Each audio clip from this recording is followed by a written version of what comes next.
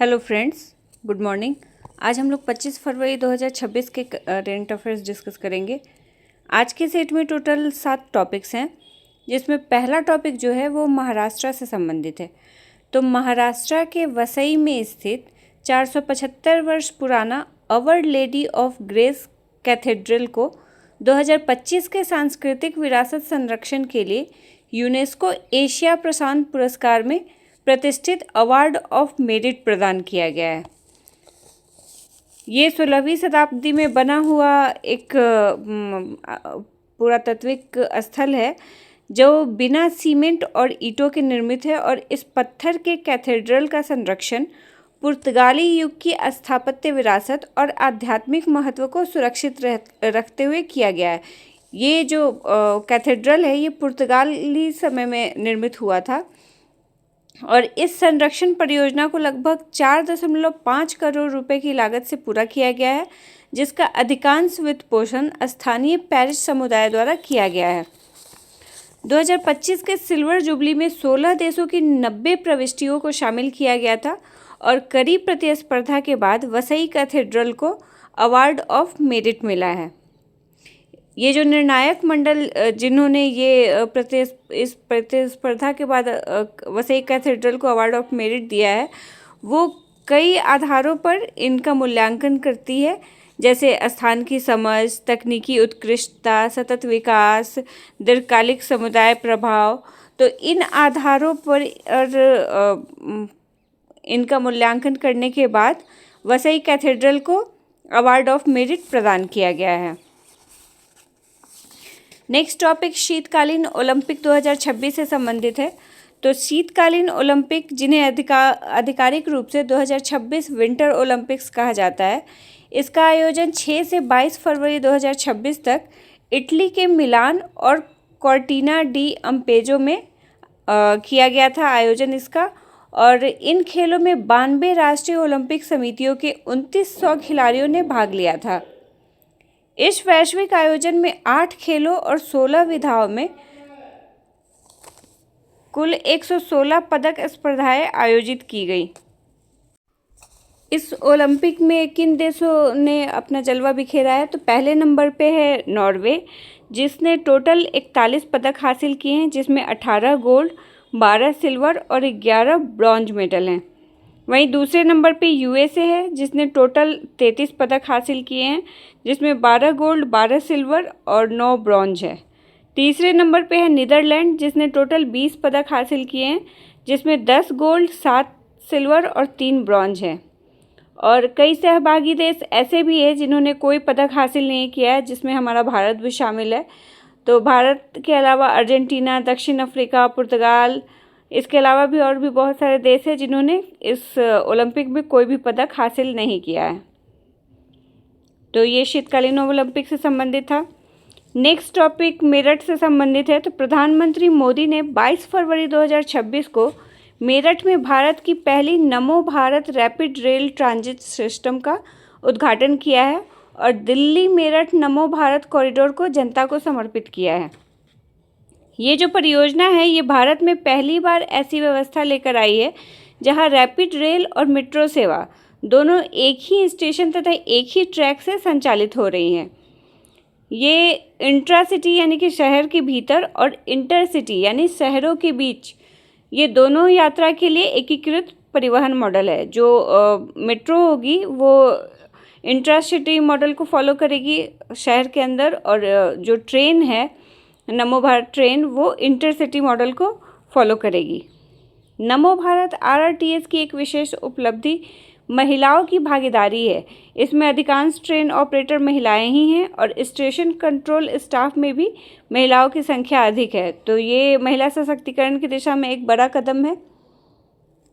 तो अगर ये पूछा जाए कि भारत कहाँ पे ये भारत की नमो Bharat rapid rail transit system का उद्घाटन किया गया है, तो उत्तर प्रदेश के मेरठ में।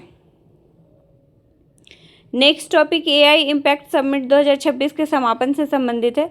तो आप लोग को पता होगा कि जब भी कोई समिट होता है तो उसके बाद एक घोषणा पत्र सभी देशों द्वारा साइन किया जाता है, और जिस देश में ये समिट आयोजित होता है उस देश के द्वारा उस घोषणा पत्र को प्रस्तुत किया जाता है। तो AI इंडिया इम्पैक्ट समिट का जिसका भारत मंडपम नई दिल्ली में आयोजन किया गया था, उसका भी समापन 19 फरवरी 2026 को हो गया है। और नई दिल्ली घोषणा ऑन AI इम्पैक्ट को अपनाने के बाद इसका समापन हुआ है। सभी देशों ने इसको अपनाया है। इस घोषणा का समर्थन 89 देशों और अंतर्राष्ट्रीय संगठनों ने किया है और भारत ने AI फॉर ऑल का आह्वान किया, जो समानता, पहुंच और साझा वैश्विक प्रगति के सिद्धांतों पर आधारित है।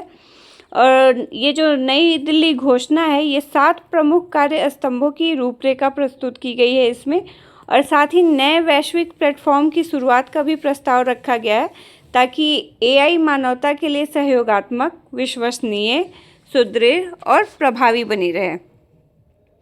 संस्कृत का जो सिद्धांत है, सर्वजन हिताय सर्वजन सुखाय, यानी कि सभी के कल्याण और सभी के सुख के लिए, इसी से प्रेरित है ये घोषणा पत्र और इस बात पर बल देती है कि AI के लाभ समान रूप से सभी देशों और समाज तक पहुंचने चाहिए।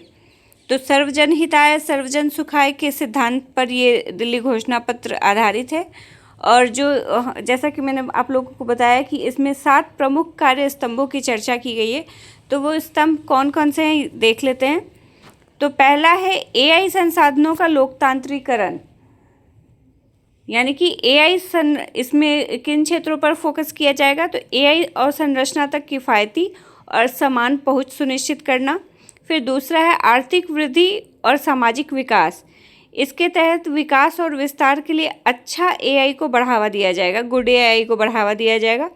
थर्ड जो पिलर है वो है सुरक्षित और विश्वसनीय AI, इसका फोकस एरिया होगा सुरक्षा, पारदर्शिता और मानक स्थापित करना। AI का प्रयोग जैसे जैसे बढ़ रहा है, वैसे डेटा गोपनीयता भी एक बड़ी चिंता बनी हुई है, तो उसकी सुरक्षा और पारदर्शिता स्थापित करने पे ही ये तीसरा स्तंभ यानी कि तीसरा पिलर आधारित है। चौथा पिलर है विज्ञान के लिए AI, इसके फोकस एरिया होंगे वैश्विक शोध सहयोग को प्रोत्साहन देना। पांचवा पिलर है सामाजिक सशक्तिकरण हेतु पहुंच, इसके अंदर समावेशी AI अपनाने को बढ़ावा दिया जाएगा। छठा पिलर है मानव पूंजी विकास, इसके तहत कौशल विकास और AI साक्षरता को मजबूत किया जाएगा। और सातवां जो लास्ट पिलर है वो लचीली और कुशल AI प्रणालियाँ, इसका फोकस एरिया होगा ऊर्जा कुशल और टिकाऊ AI और संरचना विकसित करना। तो ये दिल्ली घोषणा पत्र में इन 7 कार्य स्तंभों की रूपरेखा प्रस्तुत की गई है। नेक्स्ट टॉपिक है केंद्रीय सीमा उत्पाद शुल्क दिवस से संबंधित। ये कब मनाया जाता है, तो ये 24 फरवरी को मनाया जाता है और इसको मनाने का उद्देश्य यही है कि केंद्रीय उत्पाद और कस्टम बोर्ड ऑफ इंडिया का अर्थव्यवस्था में जो योगदान है उसका सम्मान किया जाए। हर साल ये 24 फरवरी को मनाया जाता है। 24 फरवरी को ही क्यों मनाया जाता है, क्योंकि केंद्रीय उत्पाद शुल्क दिवस जो है ये 24 फरवरी 1944 को केंद्रीय उत्पाद शुल्क और नमक कानून को बनाया गया था। उसी की स्मृति में ये दिवस 24 फरवरी को मनाया जाता है। नेक्स्ट टॉपिक भारत और अमेरिका के बीच होने वाले वज्र प्रहार एक्सरसाइज से संबंधित है। तो भारत और अमेरिका ने 23 फरवरी से 15 मार्च तक हिमाचल प्रदेश के बकलोह स्थित स्पेशल फोर्सेस ट्रेनिंग स्कूल में संयुक्त विशेष बल अभ्यास वज्र प्रहार का 16वां संस्करण आयोजित करने जा रहा है। ये दोनों देश हिमाचल प्रदेश के बकलोह में। ये एक वार्षिक अभ्यास है। इसको आयोजित करने का उद्देश्य है भारत अमेरिका रक्षा सहयोग को मजबूत करना, आपसी सामरिक तालमेल को बढ़ाना और संयुक्त परिचालन तैयारियों को मजबूत करना। तो इस उद्देश्य से ये एक्सरसाइज आयोजित किया जाता है हर साल। अल्टरनेटिवली एक साल इंडिया में और एक साल USA में।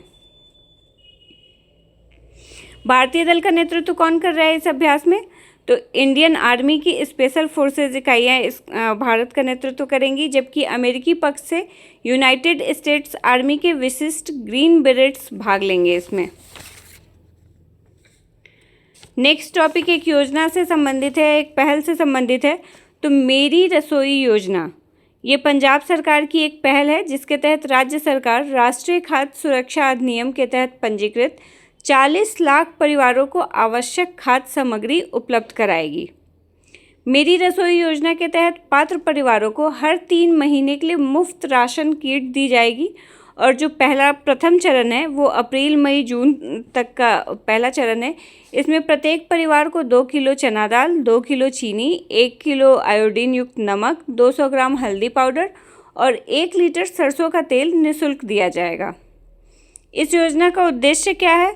तो निम्न आय वर्ग के परिवारों, विशेषकर बच्चों में पोषण की कमी को दूर करना तथा संतुलित और पौष्टिक आहार सुनिश्चित करना, बच्चों के स्वास्थ्य और विकास को बढ़ावा देना तथा कुपोषण में कमी लाना। तो इस उद्देश्य से पंजाब सरकार ने मेरी रसोई योजना को शुरू किया है। ये हमारे आज के टॉपिक्स थे। मिलते हैं नेक्स्ट डे। Thank you.